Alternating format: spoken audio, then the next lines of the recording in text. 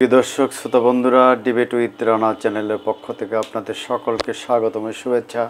বন্ধুরা, 1 মে শ্রমিক দিবস পালিত হয়, 3 মে, 4 মে বিশ্ব মুক্ত গণমাধ্যম দিবস পালিত হয়। এখানে সাংবাদিকরা শ্রমিক তাদের অধিকার, মর্যাদা, পেশার উন্নয়ন, চাকরি রক্ষা, বেতন পাওয়ার অধিকার, চাকরি পাওয়ার অধিকার ইত্যাদি নিয়ে কথা হয়, কিন্তু এগুলো আরও জোরে সোরে উচ্চারিত হতে হবে। আমরা দেখছি যে এই সরকার বদলে পরে, অর্থাৎ শেখ হাসিনার পতনের পরে যে বিপ্লবী সরকার বা গণঅভ্যুত্থানের সরকার এলো, এরপরে বাংলাদেশ সমস্যাটা বাসসে একজন নতুন এমডি এলেন, অল্প বয়স্ক, অনভিজ্ঞ। তিনি এসে এখানে কিছু দুর্নীতিতে জড়িয়ে গেলেন। তিনি এখানে বৈষম্য অবসানের কোনো উদ্যোগ নিলেন না। যেসব সাংবাদিকরা এখানে গত 16 বছরে নির্যাতিত বঞ্চিত হয়েছেন, তাদের প্রমোশনের ব্যবস্থা উনি করেননি। বরং বিগত সরকারের আমলে যে অবৈধ কিছু প্রমোশন হয়েছে সেগুলিকে তিনি কার্যকর করার উদ্যোগ গ্রহণ করলেন। তিনি যেসব সাংবাদিকরা এখানে বৈষম্যের শিকার হয়ে অবসরে গেলেন, তাদের ব্যাপারে কোনো ব্যবস্থা নিলেন না, তাদের কথাও শুনলেন না, তাদের চিঠিপত্র গ্রহণ করলেন না। যারা চাকরিচ্যুত হয়েছেন তাদের 2-1জনকে চাকরি ফিরিয়ে দিয়েছেন, কিন্তু অন্যদের কোনো ব্যাপারে কোনো ব্যবস্থা গ্রহণ করেননি। বরং বাসসে বিপুল সংখ্যক স্বৈরাচারের দোষর সাংবাদিকরা এখনও মোটা অঙ্কের বেতনে চাকরি করছেন।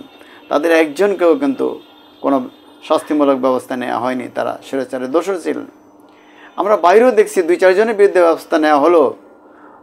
প্রকৃতপক্ষে স্বৈরাচারের বিপুল সংখ্যক যে সাংবাদিক দোষর ছিল তাদের বিরুদ্ধে কিন্তু তেমন কোনো ব্যবস্থা হয়নি। অল্প 2-1টা ব্যবস্থা হয়েছে, তার মধ্যে হইচই শুরু হয়েছে। পুলিশ প্রশাসন সহ প্রশাসনের বিভিন্ন স্তরে স্বৈরাচারের দোষররা এখনও বহাল তবিয়তে আছে। তারা সরকারের বিরুদ্ধে ষড়যন্ত্র করছে, দেশের মানুষের বিরুদ্ধে ষড়যন্ত্র করছে, তাদের সহ্য করা হচ্ছে। এদিকে আমি যেটা বলতে চাচ্ছি যে দৈনিক বাংলা টাইমস অনন্য বিচিত্র প্রকাশ করেও কিন্তু অনেক সাংবাদিকের বেকার, যারা গত 13 বছরে 16 বছরে 17 বছর বেকার হয়েছে, তাদের কর্মসংস্থানের সুযোগ করা যায়।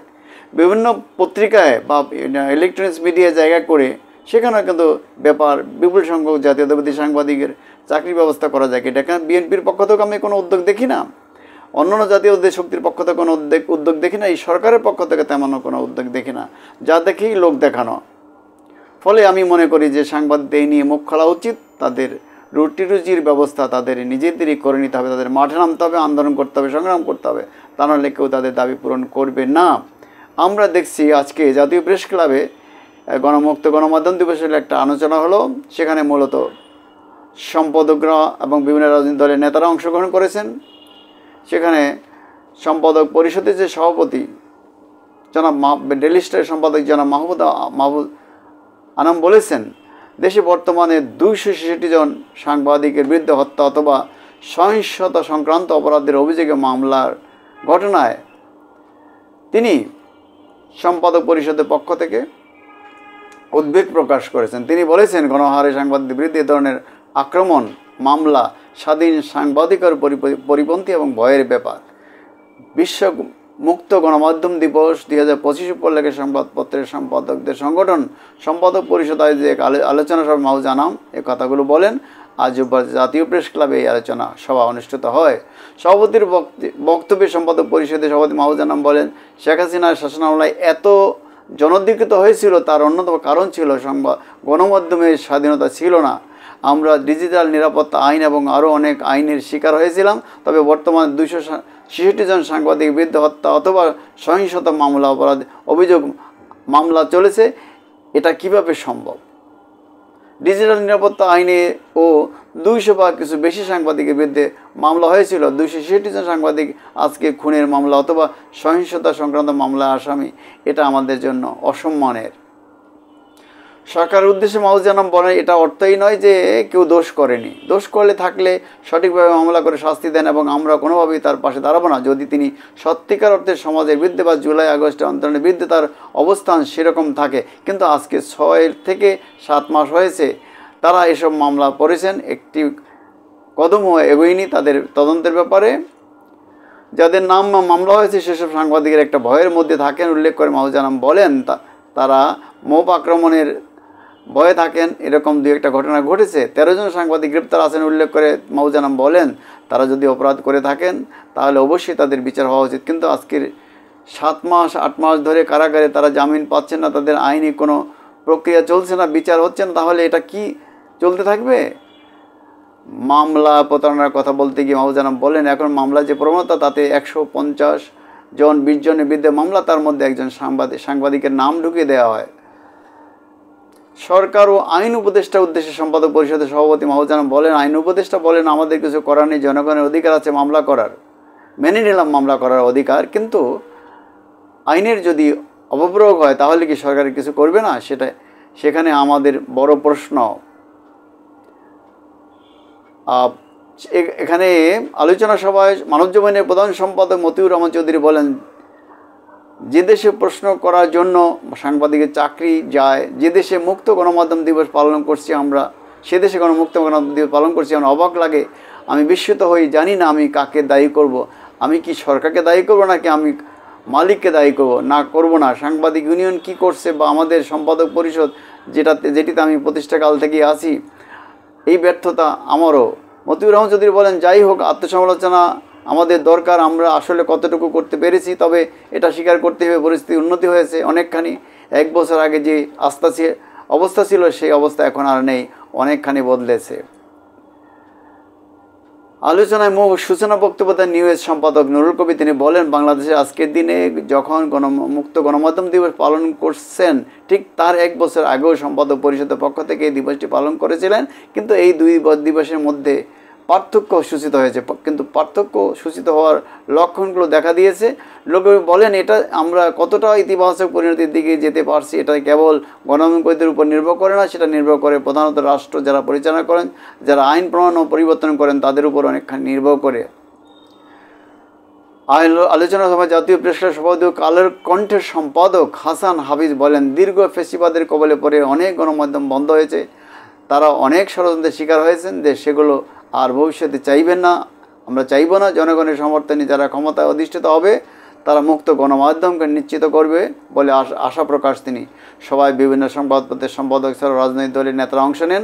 রাজনৈতিক দলের নেতাদের মধ্যে ছিলেন বিএনপির মহাসচিব মির্জা ফখরুল ইসলাম আলমগীর, নাগরিক ঐক্যের সভাপতি মাহমুদুর রহমান মান্না, গণশক্তি আন্দোলনের প্রধান সমন্বয়কারী জুনায়েদ সাকি, জাতীয় নাগরিক কমিটির আহ্বায়ক নাহিদ ইসলাম।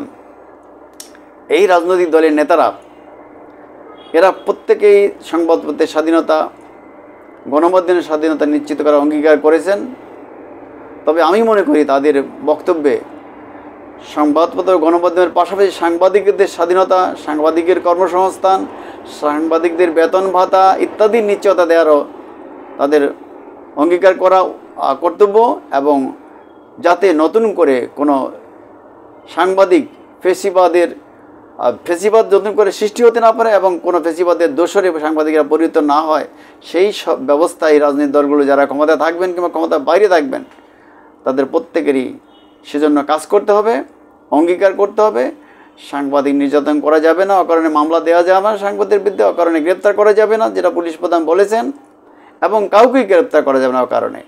কারো বিরুদ্ধে অকারণে মামলা দেওয়া উচিত নয়, বরং যারা হয়রানিমূলক মামলা দিবে তাদের বিরুদ্ধে ব্যবস্থা নেওয়া উচিত। তবে যারা বিগত 16-17 বছর শুধু সাংবাদিকে না, সাংবাদিক, কবি, সাহিত্যিক, বুদ্ধিজীবী, আমলা, ব্যবসায়ী সকলের বিরুদ্ধে যারা অকারণে একটা সরকারকে স্বৈরাচারী ওঠার পিছনে অবদান রেখেছেন, প্রত্যেকেরই যার যার কৃতকর্মের জন্য, যার যার অপরাধের জন্য মামলা হবে এবং তাদের শাস্তির আওতায় আসতে হবে। কাউকে ছেড়ে দেওয়া যাবে না, সেক্ষেত্রে সাংবাদিক হোক, কবি হোক, সাহিত্যিক হোক, ব্যবসায়িক, আমলা হোক, রাজনীতিক হোক, যেই হোক না, পুলিশ হোক, আর্মি হোক, যে হোক না, কাউকে ছাড় দেওয়া যাবে না।